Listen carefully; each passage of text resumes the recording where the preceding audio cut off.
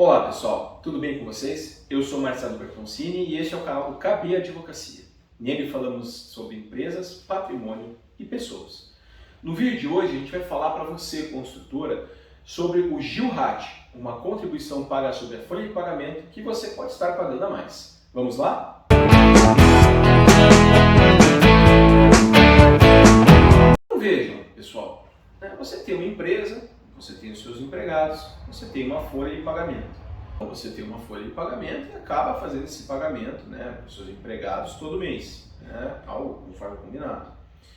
Só que você, como no vídeo anterior comentamos, também paga alguns impostos sobre a folha de pagamento. Especial a contribuição patronal, aquela contribuição que você paga para o INSS não é aquela do empregado que contribui com parte do salário dele, tá? É aquela que você, empresário, paga, que a sua empresa paga para o INSS.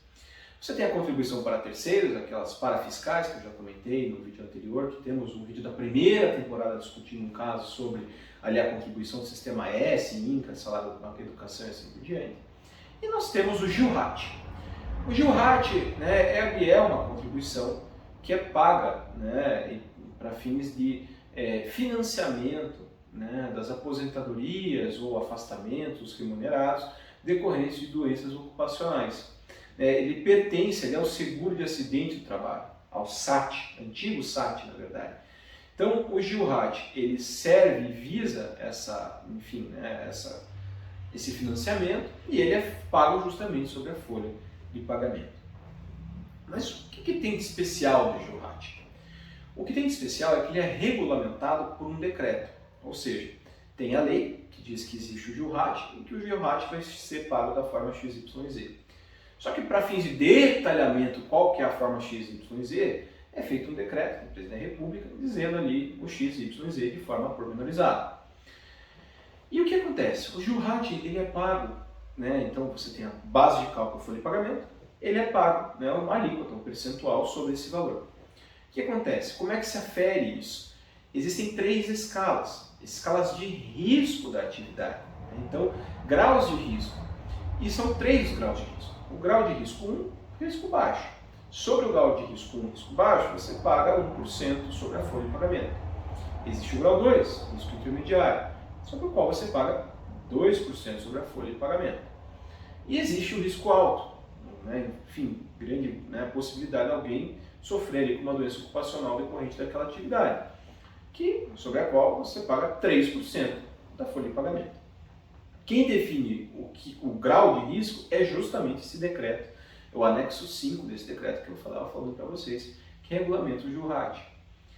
Só que o que acontece? Você, tem uma construtora, você avalia que a atividade de construção civil nessa tabela que eu mencionei, ela é de alto risco em todos os casos, envolve risco físico constante, operação de máquinas, lidar com produtos químicos, com calor, com força, com altura, e assim por diante. Então, o grau de risco da atividade de construção civil é um grau elevado. No entanto, o que acontece?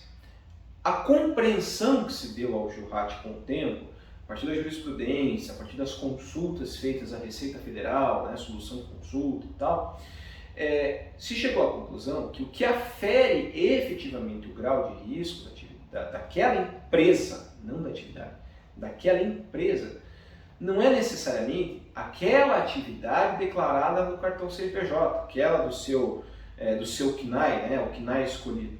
O que afere é efetivamente o volume de desempenho de atividades dentro da empresa. Então, por exemplo, se você tem uma grande construtora e tem um setor administrativo maior do que o setor de chão de obra, você tem muito mais pessoas no administrativo do que no chão de obra. Então você consegue balancear ali a contribuição mais para esse lado do que para o outro. Ou seja, a tua folha de pagamento do total, o setor administrativo ocupa um espaço muito maior do que o de chão de obra, de execução da atividade do CNAE. Tá? E o que acontece? Pela segurança, muitas vezes a contabilidade interna, ou externa, acaba fazendo ali a declaração, essa colocação para fins do GILRAT, de que a sua atividade é de alto risco baseada no seu cartão CNPJ. Acontece que na realidade isso pode ser diferente e você está pagando um imposto a mais. Ou seja, ao invés de você estar trabalhando com uma alíquota, sei lá, de 1 ou 2%, você está trabalhando direto para de 3%. Quando na verdade, a depender do caso, né, o volume dentro da folha de pagamento, você poderia estar pagando menos do que 3%.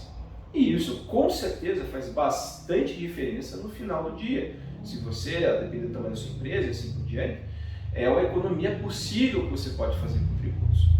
Então veja, é muito importante que você verifique na sua GFIP, que é essa guia, esse boleto que você utiliza para pagar essas contribuições sobre a folha de pagamento, qual que é a alíquota que você está pagando a título de GILRAT, né? Se é de 1, 2 ou 3%. Fazendo essa verificação, tem que dar uma olhada lá no anexo do decreto para ver qual que é certinho, né, a sua atividade e qual que é o risco que o decreto está dizendo que é aquilo lá, qual que é o grau de risco daquela atividade. Na sequência, é importante você fazer uma análise do que efetivamente acontece. E como é que você faz isso? Você olha o seu quadro de empregados e verifica onde você tem mais empregados. E utiliza aquilo como base para aferir o grau de risco a partir da tabela, você não está inventando isso. E a partir disso, você consegue verificar se você estava pagando imposto a mais ou não.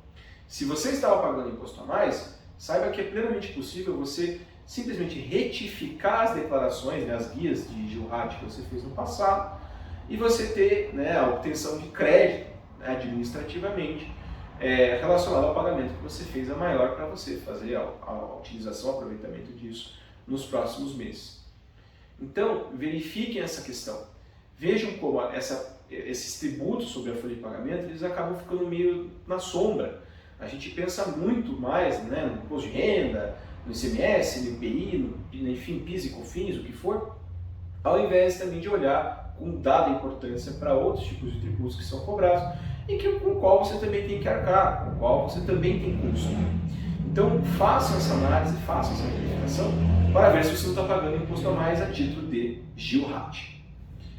Vejam, como alertado já, saibam que mexer nesse tipo de coisa tributária, né, de guia, assim por diante, é essencialmente, é obrigatório, pessoal, você ter o acompanhamento do especialista na área.